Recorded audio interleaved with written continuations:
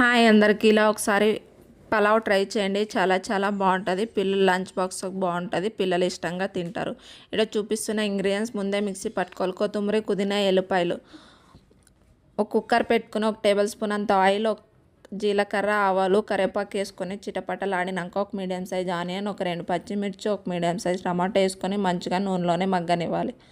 మగ్గినాక ఒక క్యారెట్ వేసుకొని ఒక కప్ అంతా పచ్చి బఠానీలు వేసుకొని దాంట్లో మంచిగా నూనెలోనే మగ్గనివ్వాలి.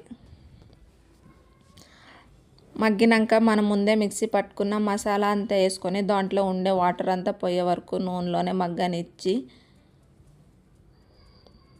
నూనెలో మంచిగా మగ్గినాక ఆ కప్పుతో 2 కప్పులు రైస్ తీసుకున్న 4 కప్పుల వరకు వాటర్ వేస్తున్నా. వాటర్ వేసుకున్నాక రుచికి సరిపడంత ఉప్పు, ముందే కడిగి పట్టుకున్న బియ్యం వేసుకొని మంచిగా బియ్యం వేసుకోవాలి.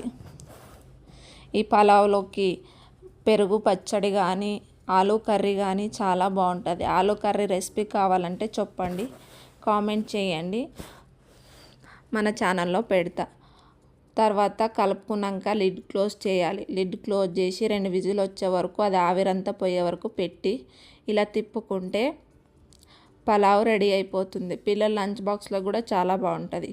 వీడియో నచ్చితే లైక్ చేయండి, షేర్ చేయండి, సబ్స్క్రైబ్ చేసుకోండి.